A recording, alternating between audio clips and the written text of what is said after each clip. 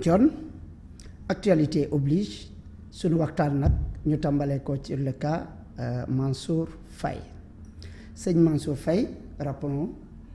que dafa bokk ci jëwriñ ñi nga xam ne que ni ñoom ñoo yorool gestion réew mi de 2012 jusqu'à 2024 mais sëñ Mansour moomu ñu bañ a fàtte ni li tax tey ñu convoqué ko ak ki ko convoqué mooy kan mooy la commission de haute cour de justice mooy commission boo xam ne teg nañ ko ginnaaw la deuxième alternance bi mu doonoon un processus boo xam ne dañu ko toppoon du début jusqu'à la fin à telle enseigne que ñu bëri ci population demoon nañu ba ñu xalaat ne xëy na gars yi du ñu def ce qu'on appelle la reddition des comptes or la reddition des comptes dafa am lu muy laaj ñun nag le régime actuel les patriotes bu ñuy ñëw on avait comme programme de restaurer la justice donc bu ñu nee dañuy restaurer la justice du ñu tëbre rek ñu bëgg a ñëw dal ci kaw un ancien DG ou bien un ancien député sans passer par la voie légale bi nag moo ñu mayoon ñu passer par l'Assemblée ba ñu ñëw ba teg lu ñuy wax mooy la haute cour de justice maintenant que elle est déjà installée lii ñëw nag ak li war mooy ñu passer à l'acte et acte boobu moo tax la première vague mooy le cas de Ismaïla Madior et consort ñu convoqué leen ba ñoom seen cas déjà féete na boor Ismaïla est sous bracelet électronique tey nag c'est le tour du grand Mansour Faye nag balaa ma laal question am dama bëgg juste ñu xam ne ñu def un petit rappel historique Mansour Faye son cas d'aujourd'hui il faut rappeler que c'est un sujet boo xam ne les rapports ont été faits entre 2019 et 2024 par son propre régime qui est le régime dirigé par son goro à savoir le président Macky Sall mais lu ñu ci mën a retenir mooy moom nee na les rapports moom moo ci tegoon conc mais bu muy wax nag ci tegoon conc parce que bu ko génnee woon caaf xam il avait oublié que tôt ou tard ça c'est l'État et l'État on dit que les hommes passent et les institutions demeurent loolu moo ko dal tey fu mu tegoon conc bi léegi teggi na conc bi moom dem na il fallait que keneen ñëw toog kooku nag moom fu mu tegoon conc nag mu génnee dossier yooyu looloo tax ñu woote tey Mansour pour mu ñëw mais dès le début sachons que Mansour dañu ko accorder ce qu'on appelle la présomption d'innocence donc lépp lii xew mooy bu demee ba ci fu mbaxane doonee benn bu ñu la amee lu ñu koy laaj bu waxee c'est à partir de là la ñuy xam ndax lu muy wax taxaw na wala taxawul ba ñu mën a dem ba fi nga xam ne kii mooy atte bi daal ñu wax ñu lu leer. merci. tey jii bu fekkente ne dañuy jàpp ne tudd nga Waly Diouf Bodian waxoon na ne aussi que ni mu bokk ci membre Pastef bokk nekk njiital port kàddu yi nga xamante ne jotoon na ko yëkkati aussi xam ne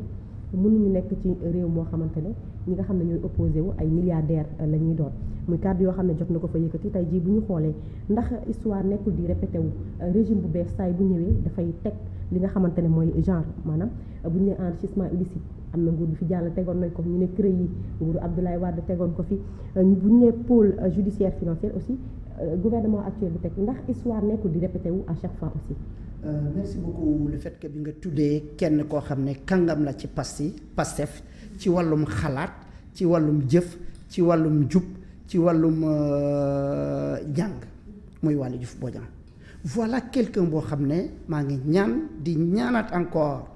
les hauts responsables du parti et parce que moom il en fait partie nañu bàyyi xel bu baax a baax ce monsieur Waly Diouf Bodian dès le début il a marqué sa présence pour dire que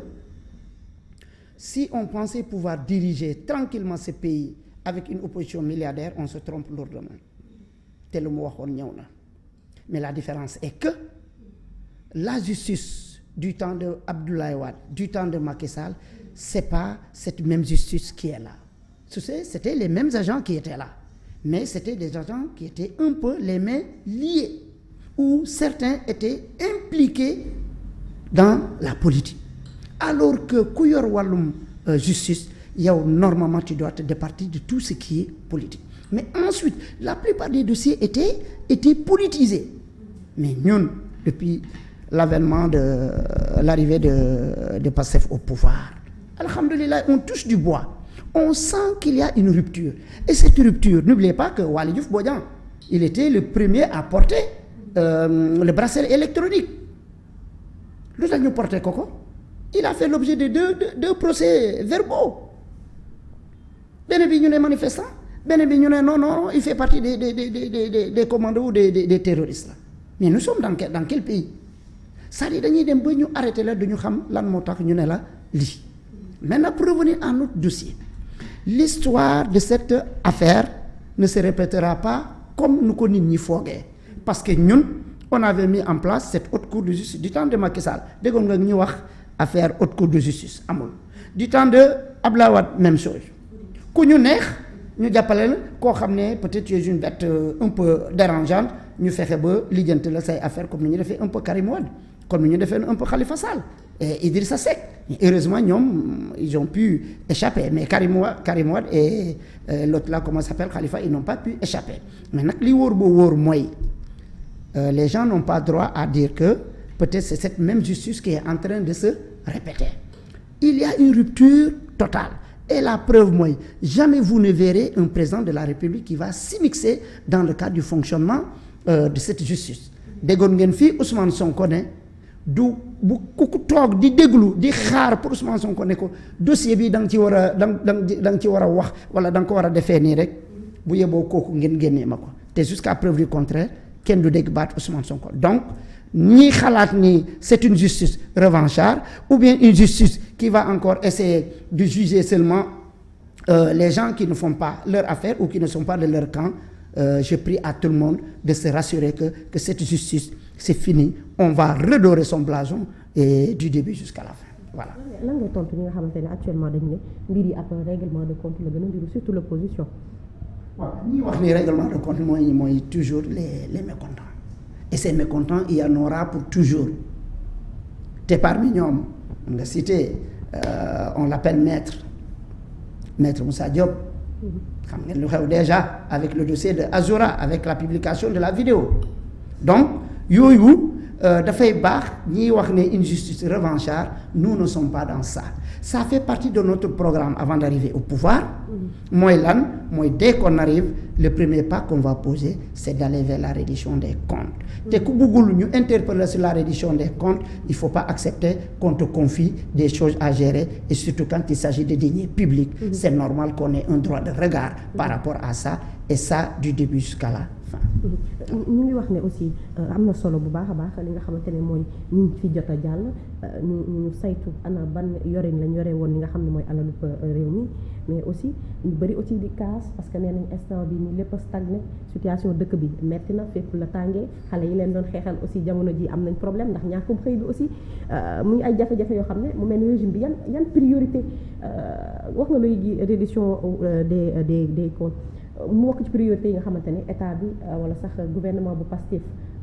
doon nañ ko wax wala sax doon nañ annoncé que ni bu ñu toogee ci gouvernement bi li nga xam ne mooy wàllum yoon dina ci taxaw bu baax a baax, waaye tamit muy actuellement chemin bi yoon bi ñu nekk di topp, mais aussi est-ce que loolu kese moo bokk mooy priorité bi nga xamante ne réew bu Sénégal ñu ngi koy laaj. Merci beaucoup Adja Sokhna. Du loolu kese li ma la mën a wax mooy ci parmi des priorités, n'oubliez pas que le défunt régime, le régime apériste bu ñuy def oui le défunt ñoom pare nañu, ils sont à la retraite. lu ñu leen di mën a wax mooy ñoom buñ si ça ne dépendait que eux bu ñu sañoon même les premiers mois le président Diomaye et le premier ministre Ousmane Sonko du ñu réussir ñu fay ce qu'on appelle les salaires. Résultat, pourquoi balaa ñu dem le président de la République, l'ex-président Macky Sall s'était empressé à signer des accords et à prendre des engagements yoo xam ne les conséquences financières sont tellement lourdes parce que dañoo bëggoon saboter. Heureusement, il avait oublié que c'était le nouveau régime va être un régime de technocrates, un régime d'inspecteurs en finance, un régime de gens qui sont capables de mobiliser des ressources en un temps record pour faire face aux difficultés. La preuve, bu ñu ñëwee mais ils ont payé combien d'arriérés de mois dans le secteur agricole, au niveau de l'éducation, au niveau du rappel des enseignants, dans le secteur de la santé.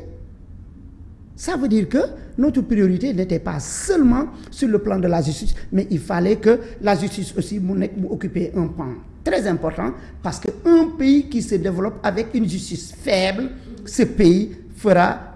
un pas en avant et 2 pas en arrière. Et c'est ce que nous ne voulons pas que ça se passe avec le régime patriotique qui est là. Voilà. Bon, aussi nga tudd léegi ne